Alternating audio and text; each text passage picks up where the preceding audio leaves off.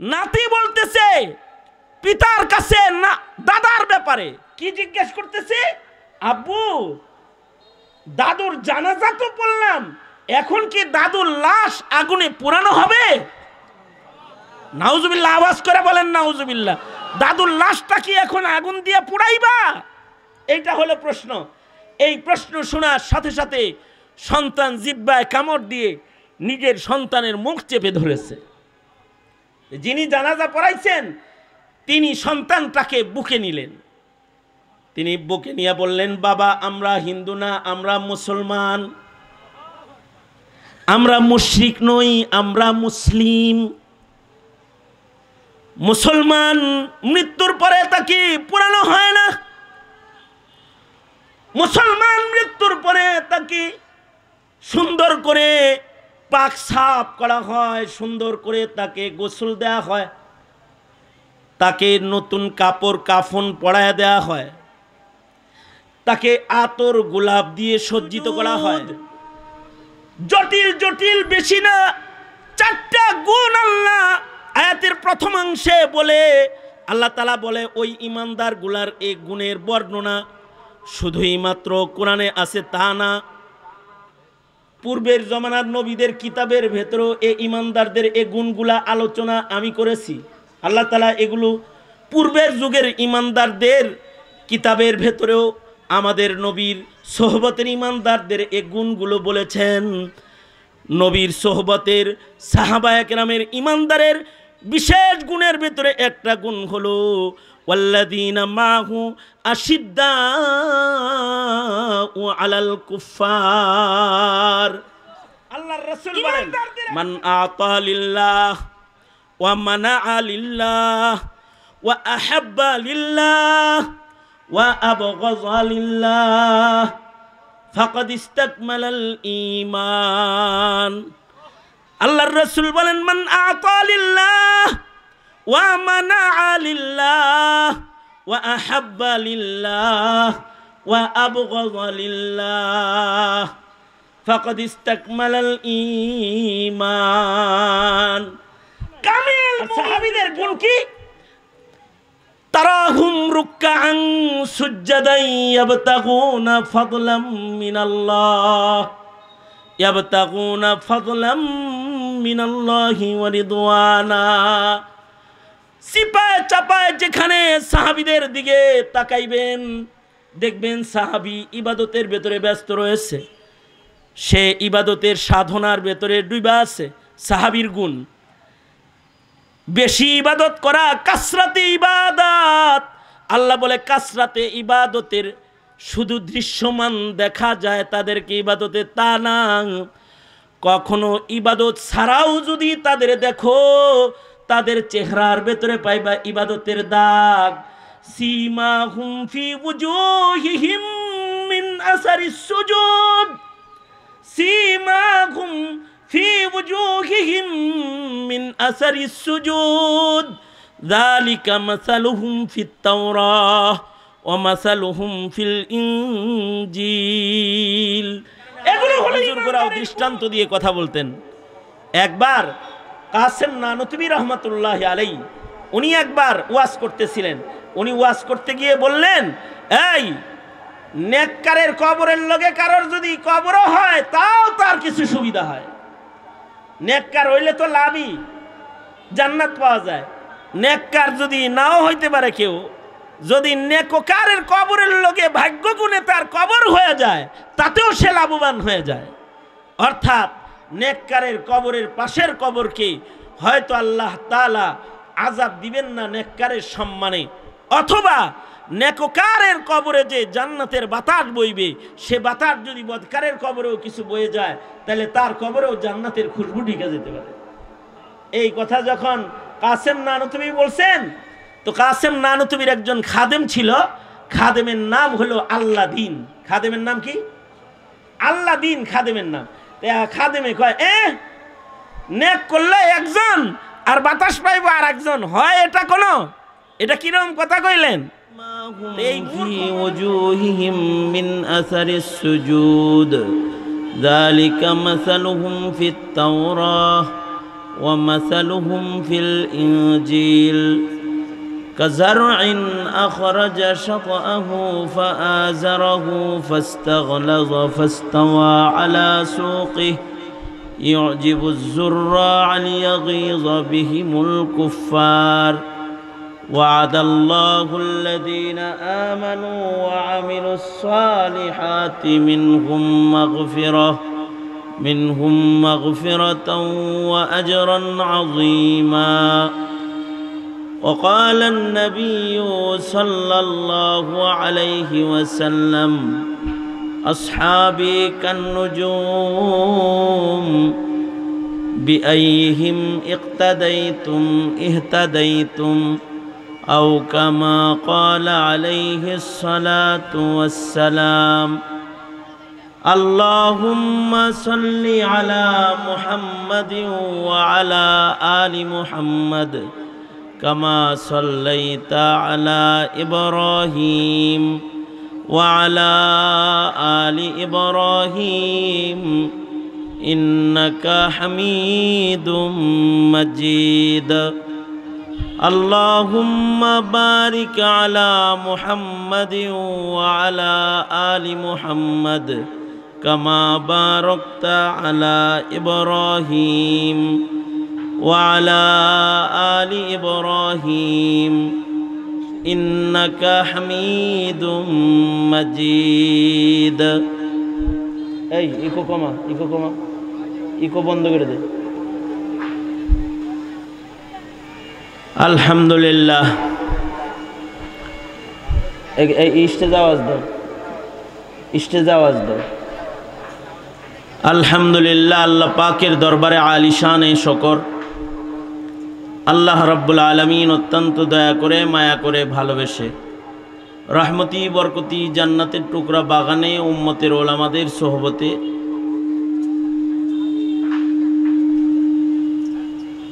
আমাদেরকে আল্লাহ তাআলা আসার বসার তৌফিক দান করেছেন। দ্বীনি নসিহতের মাহফিলের সদস্য করে আল্লাহ তাআলা আমাদেরকে কবুল মঞ্জুর করেছেন। কালিমাতুশ শুকর পড়ি, শুকরিয়া আদায় করি, মোহাব্বতে ভক্তি ভরে সমস্বরে বলি আলহামদুলিল্লাহ। এত সময় পর্যন্ত হেফাজতে ইসলাম বাংলাদেশের সংগ্রামী মহাসচিব হযরতুল আল্লামা শেখ সাজিদুর রহমান দামাত বরকাতুহুমুল আলিয়া আমার মুরব্বী হজরত গুরুত্বপূর্ণ কথা বলেছেন। পরেও ওলামা হজরতগণ যোগ্য বুজুর্গরা কথা বলবেন। কিছু কথা বরকতের নিয়তে আপনাদের সামনে বলবার ইরাদায় আয়াত ও হাদিস আপনাদের সামনে পেশ করেছি। এগুলোকে সামনে করে সামান্য কিছু কথা আপনাদের সামনে তাকরার করার ইরাদা রাখি। আল্লাহ তাআলা কিছু উপকারী কথা আপনাদের কানে পৌঁছাইবার তৌফিক দান করেন। আপনারা দোয়া করুন, বলুন আমিন। দিন যাইতেছে, মানুষের জাগতিক জ্ঞান বাড়লেও ধর্মীয় জ্ঞান কমতেছে। দিন যত যাইতেছে জাগতিক জ্ঞান মানুষের বৃদ্ধি পেলেও ধর্মীয় জ্ঞান এটা মানুষ থেকে দিন দিন বিদায় নিতেছে। ধর্মকর্মের অনুশীলন কেমনে করতে হবে, ধর্মকর্মের অনুসরণ কাদেরকে করতে হবে, তাও এখনকার সাধারণ মানুষ এখন আর বুঝে না। এখন মানুষ প্রাচ্যের পাশ্চাত্যের কাফের মুশরিক বেদিনদের অনুকরণ জানে, অনুশীলন জানে অপসংস্কৃতির, কিন্তু ধর্মীয় অনুশীলন ধর্মকর্মের কাজ করা এখনকার মানুষ এগুলো কেমন যেন বুঝে না। ধর্ম যে মানতে হয় এই গুরুত্ব এখনকার নবপ্রজন্মের কাছে সুস্পষ্ট করে আমরা তাদেরকে এই আকীদা বিশ্বাস শিক্ষা দিতেও ব্যর্থ হয়ে পড়েছি। সঙ্গত কারণে আমাদের সার্বিক ব্যবস্থাপনা এবং আমাদের আয়োজন ধর্মীয় ব্যাপারে দুর্বল হওয়ার কারণে আমাদের সন্তানরা এখন দিন শূন্য, দিনদারি শূন্য, ইবাদত শূন্য, গুনাহে জর্জরিত এখন সমাজ, আকীদা নষ্ট মানুষের সংখ্যা এখন বেশি। দিনই বুঝ, সহি বুঝ যেটা এই বুঝ অর্জনকারী মুসলমানের সংখ্যা এখন কম। এখনকার মুসলমানদের ধর্মীয় পরীক্ষা নিলে শতকরা এই ছেলে এই এদিকে তাকা, তোমরা মাদ্রাসার ছেলে না? কমাস কম তোমরা খেয়াল করে কথা শোনো, কেউ না শুনলেও তোমরা তো মাদ্রাসার ছেলে পেলে, তোমরা খেয়াল করে শোনো। তা দোনো হাত উপরে তোলেন তো, আপনারা যে আমার কথা শুনতেছেন এটা বুঝি একটু। দোনো হাত উপরে তোলেন, নাড়াচাড়া দেন, হাত নামান, আবার তোলেন, আবার নামান। এই যেমন আমার দিকে ছিলেন, এটা জাস্ট আপনাদের সাথে একটু সম্পর্ক করার জন্য এই নাড়াচাড়া হরকতটা। তাওয়াজ্জুহটা এই দিকে রাখেন। ঢাকার থেকে কষ্ট করে কেউ আপনাদের কাছে আসলো, কিছু বলল, আর আপনারা অন্য মনস্ক রইলেন, তো এ বলার কি মূল্য রইল? এ বলার কোনো দাম থাকবে না। সুতরাং একজন মানুষও যদি কিছু বুঝে আর তারও যদি কিছু ধর্মীয় বিষয়ে বুঝের উন্নতি হয়, তাইলে এই সামিয়ানা, এই লাইটিং, এই ব্যবস্থাপনা এটা সফল হয়ে যাবে। সুতরাং আপনাদেরকে আলোচনার দিকে মনোনিবেশ করার জন্য অনুরোধ করতেছি। মৌসুমটা ওয়াজের মৌসুম না। অমৌসুমের ফল যেরকম টেমরা টুমরা হয়, এই অমৌসুমে ওয়াজ মাহফিলও এরকম টেমরা মার্কা হয়, বুঝেন নাই? মানুষের বসে থাকা কষ্ট হয়, গরম হয়, সাইজ মতো বসে কিছু কথা শুনবে এটা কঠিন হয়। তবে অমৌসুমেও যদি কোনো অন্য ফল পাওয়া যায়, আমের মৌসুম সারা যদি আম পাওয়া যায়, বলুন তো আপনারা ওই আমের দাম কি বেশি হয় না কম হয়? বেশি হয় না? মৌসুমটা শীত মৌসুম না, ওয়াজ মাহফিলের মৌসুম না, কিন্তু এই মৌসুমে ওয়াজ মাহফিলে যারা বসে যায় তাদের ওয়াজ মাহফিলের মূল্য মৌসুমের ওয়াজ মাহফিলের চাইতে কম হওয়া স্বাভাবিক না বেশি হওয়া স্বাভাবিক? এটা যদি বুঝেন তাইলে তো গুরুত্ব থাকার কথা। আল্লাহ তাআলা গুরুত্বের সাথে দুই চারটা কথা শোনার বুঝার তৌফিক দান করুন। তা আমি যেটা বলতেছিলাম, আবার আমি নতুন করে শুরু করি কথা। সেটা হলো যে আমাদের সমাজে, বর্তমান সমাজের নবপ্রজন্মের অথবা আমাদের প্রেজেন্ট মুসলমান এখন যারা আছে, তাদের ধর্মজ্ঞান খুবই যৎসামান্য। ধর্মজ্ঞান শূন্যতার কারণে রাস্তাঘাট ঘর বাড়ির আলো বাড়লেও হৃদয়ের আলো কমে যাইতেছে, ঠিক না? হৃদয়ের আলো কমতেছে ধীরে ধীরে। আর হৃদয়ের আলো কমার কারণেই মানুষগুলোর ভেতরে পশুত্ব বাড়তেছে, ইনসানিয়ত কমতেছে, ঠিক না? ইনসানিয়ত, মনুষ্যত্ববোধ যেটা, এটা ধীরে ধীরে কমতেছে। আর পশুত্ব, হাইওয়ানিয়ত, এগুলো মানুষের ভেতরে এখন বাড়তেছে। কারণ ইনসানিয়ত আসার জন্য, মানব গুণাবলীতে পরিপূর্ণ মানুষ হওয়ার জন্য যে শিক্ষা দীক্ষা দরকার, সেটা ধীরে ধীরে এখন উঠে যাওয়ার পথে। একটা দৃষ্টান্ত দিয়ে আমি আমার কথা শুরু করতেছি যে আমাদের মূর্খতার শিকড় কতটা গভীরে। এখন আমাদের দিন বিষয়ক মূর্খতার শিকড়। আক্ষরিক জ্ঞান কিছু হাসিল হয়েছে, এখন বুড়া বুড়িরাও দস্তখত করা জানে। এক সময় কোটিপতিরাও দস্তখত জানতো না, ব্যাংকের দস্তখত জানতো না, নেতারা দস্তখত জানতো না। আমি এমন চেয়ারম্যানের টেবিলে গেছি, যা দেখি চেয়ারম্যানের টেবিলে খালি কাগজ পড়ে আছে, আর এই কাগজের উল্টা পিঠে, রাইট পিঠে, রং পিঠে দস্তখতের অভাব নাই। তা আমি ওই তার পিএকে জিজ্ঞেস করলাম, কি ব্যাপার, টেবিলের এই কাগজের ভিতরে এত দস্তখত কে রে? জানেন না, আমাদের চেয়ারম্যান সাহেব মূর্খ মানুষ, হে যদি কলম না ঘোরায় তার দস্তখত ভুলে যায়, পরে একদিনের দস্তখত আর একদিনের দস্তখতের লগে মিলে না, এই জন্য সবসময় একটা ট্রায়ালের তালেই থাকে উনি। বুঝেন না এই কথাটা? চেয়ারম্যান কিন্তু, নেতা কিন্তু দস্তখত ট্রেনিংয়ে রাখতে হয় তার, তাছাড়া দস্তখত ভুলে যায়। এতটা মূর্খতা ছিল এক সময় আক্ষরিক জ্ঞান। এখনকার বুড়া বুড়িদের ভেতরেও টিপ না, স্বাক্ষরের যোগ্যতা এসেছে। মানুষ এখন স্বাক্ষর দেওয়া জানে, পত্রিকা পড়া জানে। এখন 4 স্টলের ভেতরে পত্রিকা রাখা হয়, যেন বসে বসে গ্রামের সাধারণ মানুষরাও যেন পত্রপত্রিকা পড়তে পারে। তার মানে আক্ষরিক জ্ঞান বাড়লেও ধর্মীয় জ্ঞান ধীরে ধীরে এতটাই কমেছে যে ধর্মকর্ম এখন আর বুঝে না, ইমানদারিও বুঝে না, ইবাদতও বুঝে না, সুন্নতও বুঝে না, দিন বুঝে না, ইসলাম বুঝে না, কবর হাসর এগুলো এখন আর মানুষ বুঝে টুঝে না। একটা দৃষ্টান্ত দিলে আপনাদের বুঝে আসবে সহজে। কোরআনে হাকিমের ভেতরেও আল্লাহ তাআলা দৃষ্টান্ত দিয়ে দিয়ে কথা বলেছেন। কোরআন শরীফ আল্লাহ দৃষ্টান্ত দিয়ে কথা বলছেন। আল্লাহ তাআলা আল্লাহর কোরআনে যে সকল দৃষ্টান্ত দিয়েছেন সেই সকল দৃষ্টান্তের উপরে আবার আমাদের বাপদাদারা কিতাবও লিখেছেন। কিতাবের নাম আমসাল আল কোরআন, অর্থাৎ কোরআনে বর্ণিত দৃষ্টান্তাবলী। দৃষ্টান্ত দিয়ে কথা আমাদের নবীজিও বলেছেন। নবীজি ইসলামকে তাবুর সাথে তুলনা করে দৃষ্টান্ত দিয়েছেন যে তাবুর একটা খুঁটি যদি নড়বড়া হয়, তাবু নড়বড়া হয়ে যাবে। ধর্মের খুঁটি যার নড়বড়া, তার দিনদারিও নড়বড়া হয়ে যাবে। নবীজি দৃষ্টান্ত দিয়ে কথা বলেছেন। হাদিসে বর্ণিত যে সকল দৃষ্টান্তগুলো আছে, যেমন আল্লাহর কোরআনে যারা ধর্মজ্ঞান জানে আর ধর্মজ্ঞান যারা জানে না তাদের উপমা দৃষ্টান্ত আল্লাহ তাআলা কোরআন শরীফে অন্ধ আর চকলার সাথে দিয়েছেন। আল্লাহ বলেন লা ইয়াস্তাবিল আমা ওয়াল বাসীর, লা ইয়াস্তাবিল আমা ওয়াল বাসীর। আল্লাহ বলেন যার চোখ আছে আর যার চোখ নাই এই দুইজন সমান নয়। এই দুইজন সমান হতে পারে না। যার চোখ আছে চোখ নাই, যার চোখ আছে সে তো হেঁটে হেঁটে দোকানে চলে যাবে একাই, আর যার চোখ নাই ও একা চলতে পারে না, আর একজনের আশ্রয় গ্রহণ করতে হয়। চোখওয়ালা চোখ ছাড়া দুইজন সমান নয়। দৃষ্টান্ত দিয়েছেন আল্লাহ তাআলা। ইলিম আছে, শিক্ষা আছে, আল্লাহর নামে লেখাপড়া করেছে আর আল্লাহর নামে লেখাপড়া করে না, এই দুইজন সমান নয়। একজন আগুনের দিকে চলে যায় আর একজন আল্লাহর জান্নাতের বাগানের দিকে চলে যায়। ইলিমের চোখ থাকার কারণে জান্নাতে চলে যায়, আর ইলিম না থাকার কারণে দোজখে চলে যায়। আল্লাহ তাআলা ইলমি দ্বীনকে, ধর্মীয় জ্ঞানকে চোখের সাথে দৃষ্টান্ত দিয়ে তুলনা করেছেন।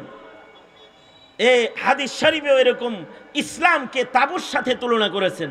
এরকম বহু দৃষ্টান্ত দিয়ে দিয়ে আল্লাহর রসুল কথোপকথন করেছেন। আল্লাহর রসুলের দেয়া দৃষ্টান্তগুলোকে আমাদের আকাবিররা এটাকেও কিতাবের ভেতরে একত্রিত করেছেন যে নবীজি কতগুলো কথা দৃষ্টান্ত দিয়ে বলছেন। কিতাবের নাম আমসাল আল হাদিস, আমসাল আল কোরআন কিতাবের নাম, আমসাল আল হাদিস কিতাবের নাম। অর্থাৎ দৃষ্টান্ত দিয়ে আল্লাহ কথা বলেছেন, দৃষ্টান্ত দিয়ে রসুল কথা বলেছেন। এ কারণে আমাদের বুজুর্গরাও দৃষ্টান্ত দিয়ে কথা বলতেন। একবার কাসেম নানুতুবি রহমতুল্লাহ আলাইহি উনি একবার ওয়াজ করতেছিলেন। উনি ওয়াজ করতে গিয়ে বললেন, এই নেককারের কবরের লগে কারোর যদি কবরও হয় তাও তার কিছু সুবিধা হয়। নেককার হইলে তো লাভই, জান্নাত পাওয়া যায়। নেককার যদি নাও হইতে পারে কেউ, যদি নেককারের কবরের লগে ভাগ্যগুণে তার কবর হয়ে যায় তাতেও সে লাভবান হয়ে যায়। অর্থাৎ নেককারের কবরের পাশের কবরকে হয়তো আল্লাহ তাআলা আযাব দিবেন না নেককারের সম্মানে, অথবা নেককারের কবরে যে জান্নাতের বাতাস বইবে সে বাতাস যদি বদকারের কবরেও কিছু বয়ে যায় তাহলে তার কবরেও জান্নাতের খুশবু ঢেকে যেতে পারে। এই কথা যখন কাসেম নানুতুবি বলছেন, তো কাসেম নানুতুবির একজন খাদেম ছিল, খাদেমের নাম হলো আল্লাদিন। খাদেমের নাম কি? আল্লাদিন খাদেমের নাম। খাদেমে কয় নেক করলে একজন আর বাতাস পাইব আর একজন, হয় এটা কোনো, এটা কিরকম কথা কইলেন? তো এই মূর্খ মানুষে কোরআন হাদিসের দলিল দিয়ে কি বুঝাইবেন?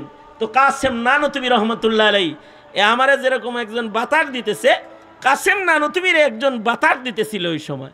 তখন কাসেম নানুতুবি দৃষ্টান্ত দিয়ে বললেন, দেখো এই যে তাল পাখার বাতাস, এই বাতাসটা আমাকে দেয়া হচ্ছে, কিন্তু আমাকে বাতাস দেওয়া হলেও আমার ডান পাশে যিনি বসা আছে অথবা বাম পাশে যিনি বসা আছে তার গায়েও বাতাস লাগতেছে, বাতাস দিতেছে আমারে, কিন্তু লাগতেছে ডানে বামে যারা আছে তাদের।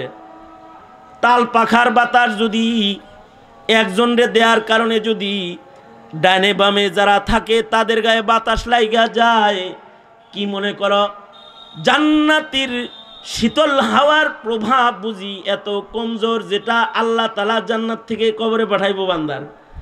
এ বাতাস যদি কারোর কবরে প্রবাহিত হয় তাহলে তাল পাখার বাতাসই যদি ডানে বামে যায়, আল্লাহর জান্নাতের সুবাতাস ডানে বামে কবরগুলোতে গেলেও এই কবরবাসীরা কিছুটা স্বস্তির পেয়ে যাবে।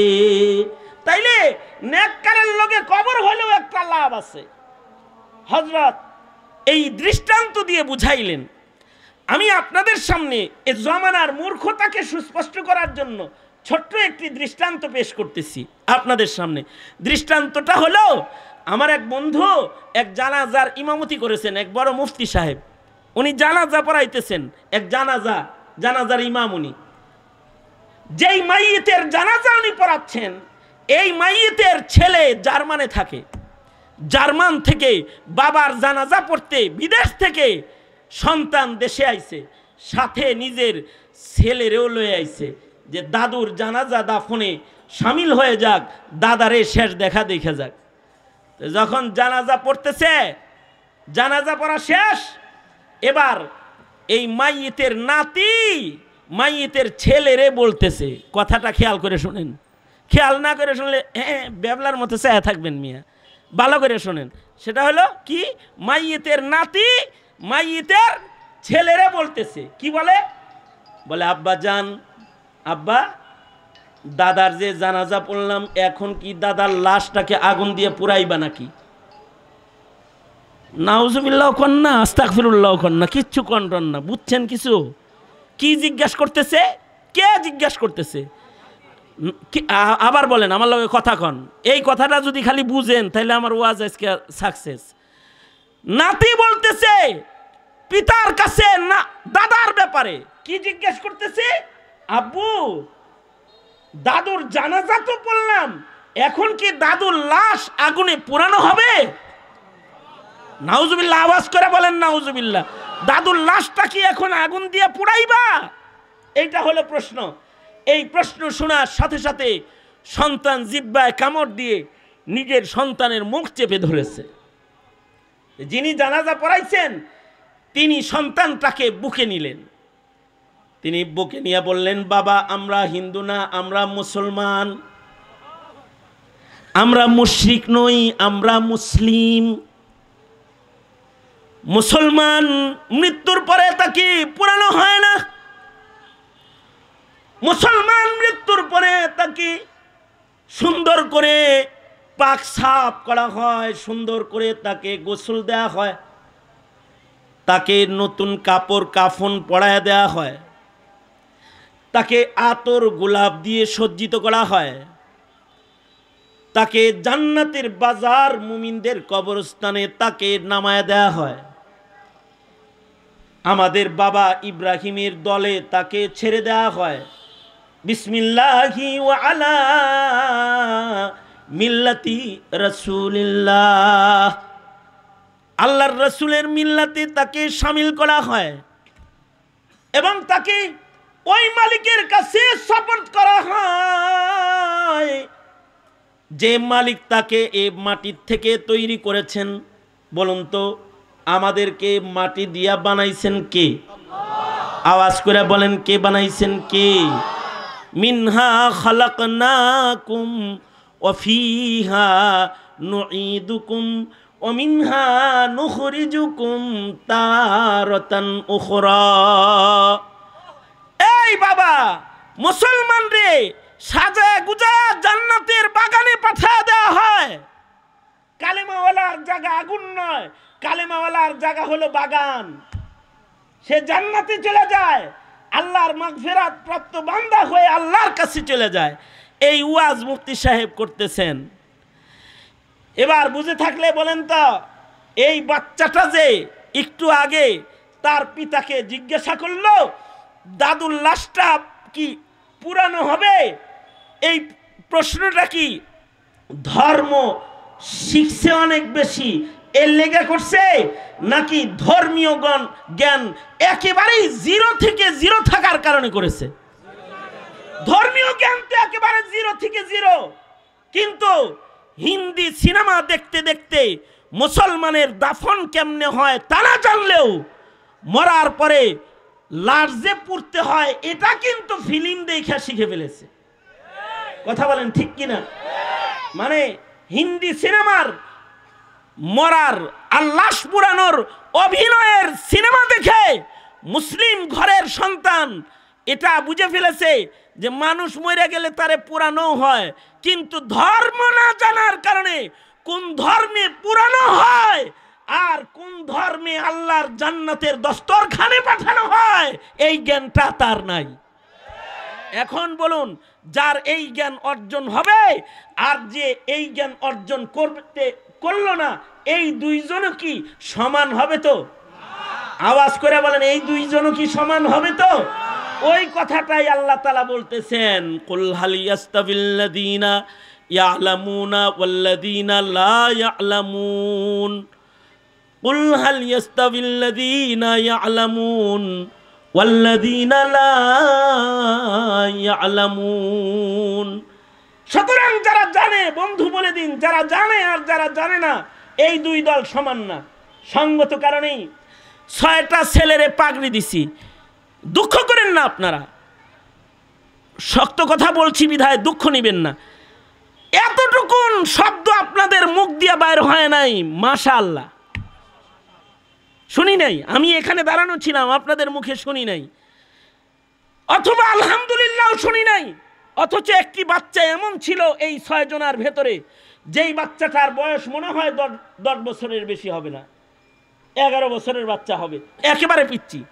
ওরে দেখলে তো 8 বছরও লাগে। কোন 8 বছরের বাচ্চার জ্ঞান বা বডি ল্যাঙ্গুয়েজ দেখে মনে হয় যে 8 বছরের মতো একটা বাচ্চাকে পাগড়ি দেওয়া হয়েছে। এই এত সুন্দর একটি অনুষ্ঠান যেখানে মাসুম একটি বাচ্চাকে পাগড়ি প্রদান করা হলো, এইটা দেখা এতটাই নিঃস্ব, এতটাই বিকল, অচল ইমানদারি নিয়ে আমরা বসবাস করি, মুখে আলহামদুলিল্লাহ অথবা মাশাআল্লাহ অথবা মারহাবা বলার মতো সুযোগ আমাদের মিলে না। তবে হাতে তালি কখন দিতে হবে তা জানি, হই করে কখন উঠতে হবে তা জানি, আর সরগোল কখন করতে হবে তা আমরা জানি। এই হলো আমাদের ইমানদারির হালাত। এই ইমানদারি নিয়েও আমরা কবরের জান্নাত কামনা করি, অথবা এই ইমানদারি নিয়েও আমরা নিজেরা বড়াই করি, গর্ব করি। মনে রাখতে হবে, ইমান মাগফিরাত এত সস্তা জিনিস না।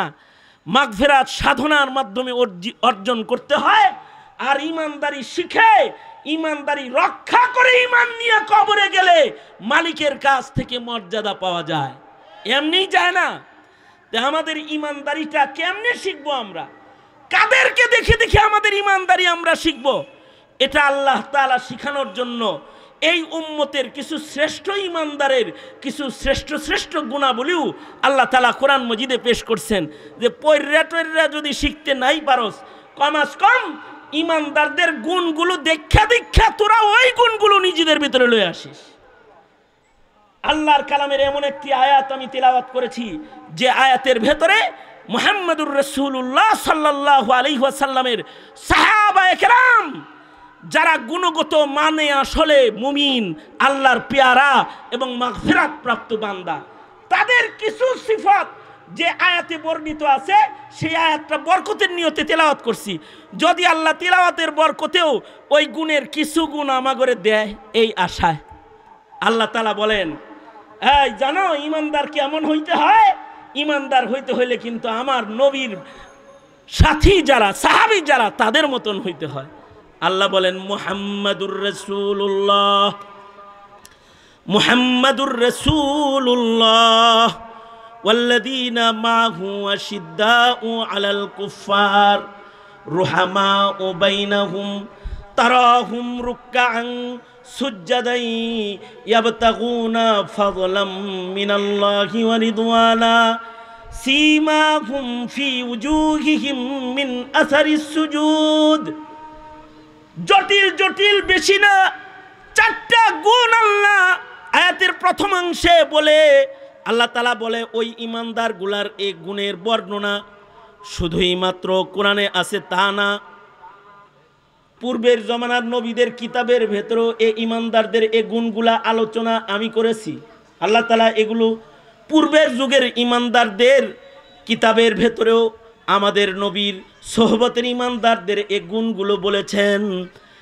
নবীর সোহবতের সাহাবায়ে কেরামের ইমানদারের বিশেষ গুণের ভেতরে একটা গুণ হলো ওয়াল্লাযীনা মাহু আশিদ্দাউ আলাল কুফফার। ইমানদারদের একটা গুণ হলো ইমানদাররা কুফরের সাথে কাফেরের বেলায় হবে শক্ত, অর্থাৎ অন্যায়ের বেলায় হবে মজবুত শক্ত সীসাডালা প্রাচীরের মতো,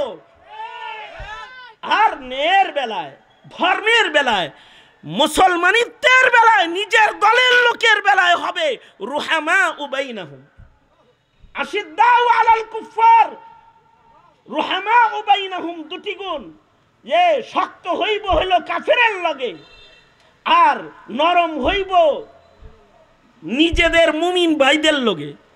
আশ্চর্য মুসলমান এখন আমরা, আশ্চর্য মুসলমান রাজনীতির পেছে পড়ে মুশরিক গায়রে মুসলিম যারা তাদের লগে পীড়িতের সম্পর্ক গড়ো, আর রাজনীতি করতে গিয়ে নিজের মুমিন ভাই অথবা ধর্মগুরুর সাথে আদাওয়াতি আর দুশমনি করো, নিজের লোকদের সাথে করো দুশমনি আর দুশমনের সাথে করো দোস্তি। দোস্তিটা কোন জায়গায় হইতে হইব, দুশমনি কোন জায়গায় হইতে হইব তাও জানো না, আবার তুমি নিজেকে মনে করো তুমি মুমিন।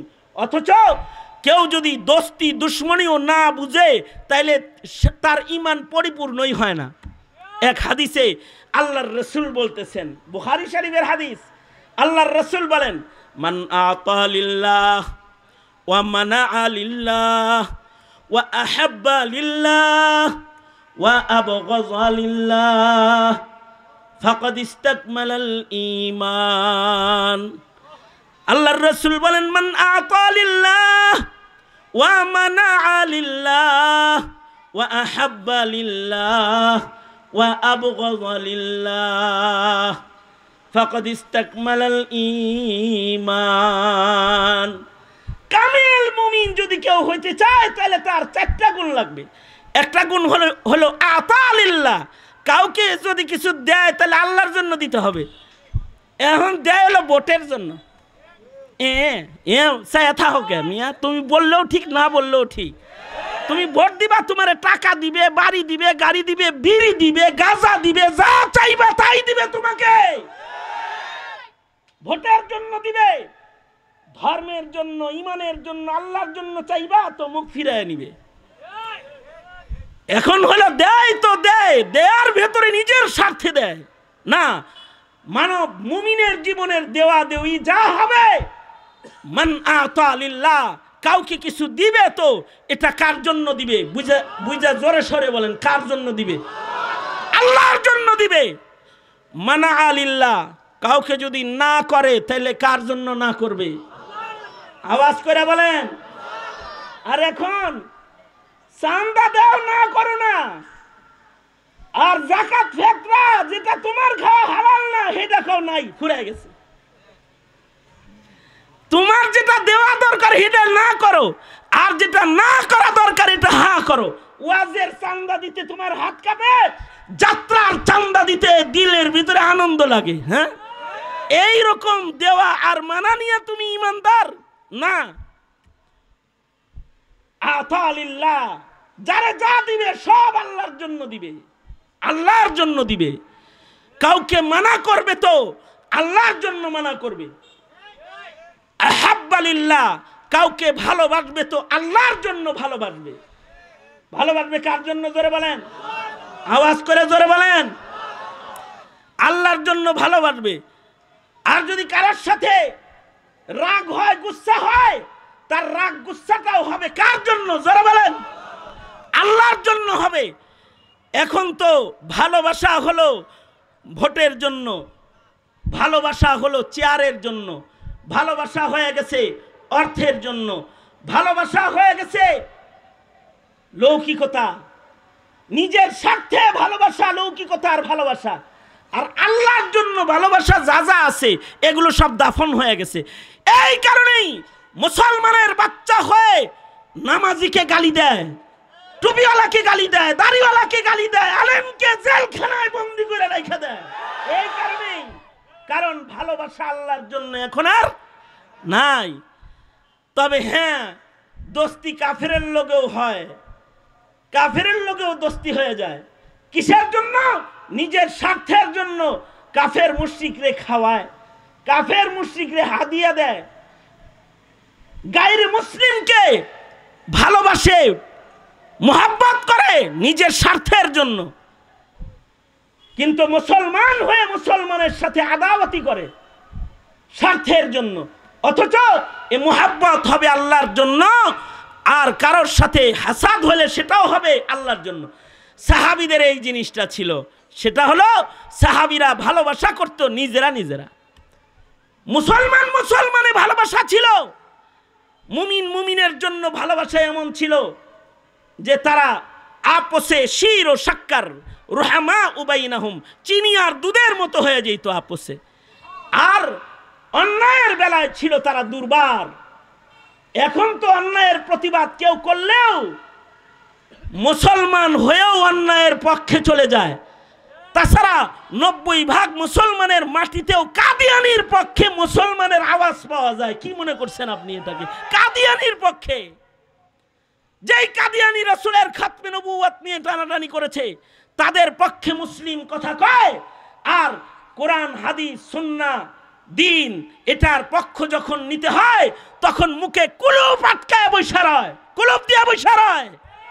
এর ভালোবাসা চলে গেছে অন্যায়ের সাথে, আর আদাওয়াতি পয়দা হয়েছে হকের সাথে, হক্কানিয়তের সাথে। এইটা কোনো ইমানদারি না। তো ইমানদারির কিছু আওসাফের ভেতরে একটি আওসাফ, দুটি আওসাফ, এটা যে আশিদ্দাউ আলাল কুফার রুহামা উবাইনাহুম। আর ইমানদারকে, ইমানদারের জীবনটাতে এমন হবে, ইমানদার চিপায় চাপায় যেখানেই থাকবে তাকে ইবাদতে দেখা যাবে। কিন্তু এখন ইমানদারকে ফেসবুকে পাওয়া যায়, ইমানদারকে গাঁজা খাইতে পাওয়া যায়, ইমানদারকে দাঁড়ায় পেশাব করতে চিপায় চাপায় পাওয়া যায়, ইমানদারকে গোলাগুলি করতে পাওয়া যায়, ইমানদারকে অন্যায় পাপাচার করতে পাওয়া যায়। এখন চিপায় চাপায় ইমানদারকে ইবাদতরত, সেজদারত, নফল ইবাদতে আর এখন পাওয়া যায় না। আগে ইমানদারের ঘরের পাশ দিয়ে গেলে ভেতর থেকে কোরআনের আওয়াজ আসতো, নামাজরত তিলাওয়াতের আওয়াজ ভেসে আসতো। আর এখন ইমানদারের ঘরের কাছ দিয়ে গেলে হিন্দি ছবি আর কিরণমালার আওয়াজ পাওয়া যায়। তার মানে চিপায় চাপায় ইবাদত করার কেউ নাই। আর সাহাবীদের গুণ কি? তারাহুম রুকআন সুজদান ইয়াবতাগুনা ফাদলাম মিনাল্লাহ, ইয়াবতাগুনা ফাদলাম মিনাল্লাহি ওয়া রিদওয়ানা। চিপায় চাপায় যেখানে সাহাবীদের দিকে তাকাইবেন, দেখবেন সাহাবী ইবাদতের ভেতরে ব্যস্ত রয়েছে, সে ইবাদতের সাধনার ভেতরে ডুবা আছে। সাহাবীর গুণ বেশি ইবাদত করা, কাসরাতে ইবাদত। আল্লাহ বলে কাসরাতে ইবাদতের শুধু দৃশ্যমান দেখা যায় তাদেরকে ইবাদতে, তা না, কখনো ইবাদত ছাড়াও যদি তাদের দেখো তাদের চেহারার ভেতরে পাইবা ইবাদতের দাগ। সীমাহুম ফি ওয়ুজুহিহিম মিন আসারিস সুজুদ, সীমাহুম ফি ওয়ুজুহিহিম মিন আসারিস সুজুদ, যালিকা মাসালুহুম ফিত তাওরাহ ওয়া মাসালুহুম ফিল ইনজিল। এগুলো হলো ইমানদারের গুণ। সুতরাং নামে ইমানদার নয়, গুণগত মানে ইমানদার করতে নিজেকে। গুণগত মানের ইমানদারের সংখ্যা বাড়াইতে দ্বীনি শিক্ষার বিকল্প নাই। মাদ্রাসার মাধ্যমে হোক, দাওয়াত ও তাবলীগের মাধ্যমে হোক, আর হক্কানি পীর বুজুর্গদের সোহবতের মাধ্যমে হোক, এই ইমানি সিফাতগুলো মুমিনদের ভেতরে ঢুকাইতে হবে। অন্যথায় মুমিন নাম থাকবে কিন্তু ইমান নিয়ে কবরে যাওয়ার মুসলমান খুঁজে পাওয়া যাবে না। সুতরাং এই মেহনতের দরকার আছে না নাই? উলামায়ে দিন যে জামিয়া মাদানিয়া করেছেন, এটা মানুষকে দিনদারিতে পাক্কা পুক্তা করার জন্য করেছেন। মুসলিম প্রজন্মের সন্তানগুলাকে হক্কানি আলেম, হাফেজ কোরআন, দিন বুঝনেওয়ালা আলেম বানানোর জন্য করেছেন। তাহলে জাতির জিম্মাদারি কি হবে? মাদ্রাসা বন্ধ করে দেওয়া না মাদ্রাসার পাশে দাঁড়ায় যাওয়া? মাদ্রাসার পাশে দাঁড়াইলেন তো ইনশাআল্লাহ, দাঁড়াইবেন তো ইনশাআল্লাহ। কারা কারা মাদ্রাসার সাথে থাকবেন? আল্লাহ তাআলা কবুল করেন। আওয়াজ করে বলেন আমিন। আরো জোরে আওয়াজ করে, জোরে আওয়াজ করে বলেন আমিন। হাত নামান। আল্লাহ তাআলা আমাদেরকে দিনদারি বুঝার তৌফিক দেন, মাদ্রাসার কদর বুঝার তৌফিক দেন। সালাতুল ইশার আজান হয়ে গেছে, এখানেও সালাতুল ইশার আজান হবে, জামাত হবে। জামাতের পরেই আমার অত্যন্ত স্নেহের মহাব্বতের ইউসুফ বিন ইকবাল আছে, নুসুস দিয়ে আলোচনা করে, তিনি আলোচনা করবে। আর উলামা হজরতরা আসবে, তারা আলোচনা করবে। এহতেমামের সাথে বসে আপনাদেরকে মাহফিলে কিছু শোনার, ধর্মকর্ম কিছু শিখার আহ্বান জানিয়ে আমি আমার সংক্ষিপ্ত কথা এখানে শেষ করতেছি। जो कुछ हुआ या रब तेरे करम से हुआ, जो कुछ होगा तेरे करम से ही होगा। व आखिर दावाना अल्हम्दुलिल्लाहि रब्बिल आलमीन। अस्सलामु अलैकुम व रहमतुल्लाहि व बरकातुहू।